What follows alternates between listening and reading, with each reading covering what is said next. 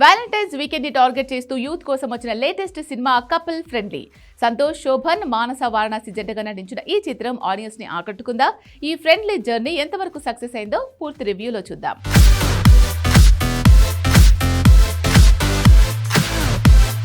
కథ విషయానికొస్తే Shiva Santosh Shobhan interior designer కావాలనే కలలతో చెన్నైలో అడుగు పెడతాడు. కానీ పరిస్థితులు అనుకూలించగా సర్వైవల్ కోసం బైక్ టాక్సీ నడుపుతుంటాడు. మరోవైపు మిత్ర మానస వారణాసి సాఫ్ట్వేర్ జాబ్ కోసం సిటీలో స్ట్రగుల్ అవుతూ ఉంటుంది.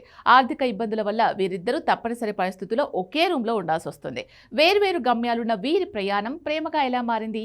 ఫ్యామిలీ, సొసైటీ నుంచి వచ్చే ఒత్తిళ్లను వీరు ఎలా దాటారు? చివరికి వీరు ఒక్కటయ్యారా అనేది వెండి తెరపై చూడాల్సిందే.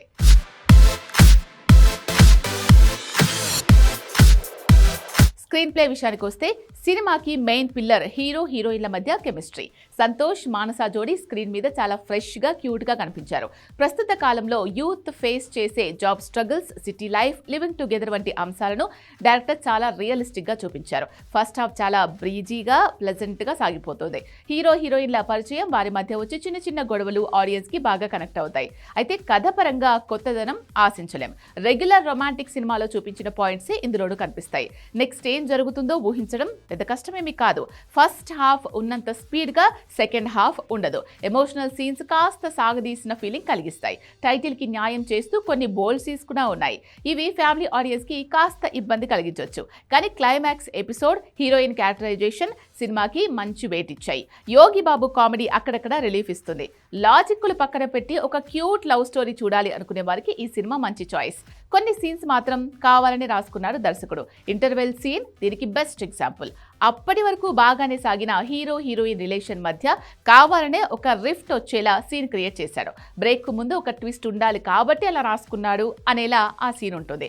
అంత హెవీ సీన్ రాసుకున్న తర్వాత సెకండ్ హాఫ్లో మళ్ళీ సింపుల్ సీన్తో వాళ్ళిద్దరిని కల్పిస్తాడు దర్శకుడు. ఇలాంటి కొన్ని సిల్లీ సీన్స్ మినహాయిస్తే మిగిలిన సినిమా అంతా బాగానే ఉంటుంది.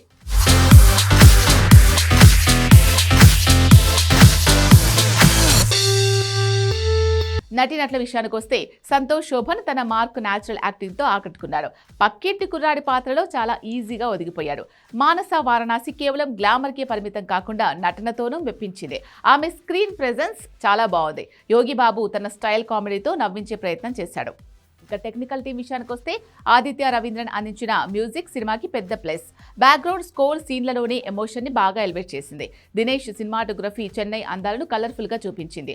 యువీ క్రియేషన్స్ మేకింగ్ వాల్యూస్ రిచ్గా ఉన్నాయి. డైరెక్టర్ అశ్విన్ చంద్రశేఖర్ పాత కథనే తీసుకున్న ట్రీట్మెంట్లో కొత్తదనం చూపిస్తూ మ్యాజిక్ చేశారు. ఓవరాల్గా చెప్పాలంటే కపుల్ ఫ్రెండ్లీ, రొటీన్ స్టోరీనే అయినా ఫ్రెష్ ఫీల్ ఇచ్చే డీసెంట్ లవ్ ఎంటర్టైనర్.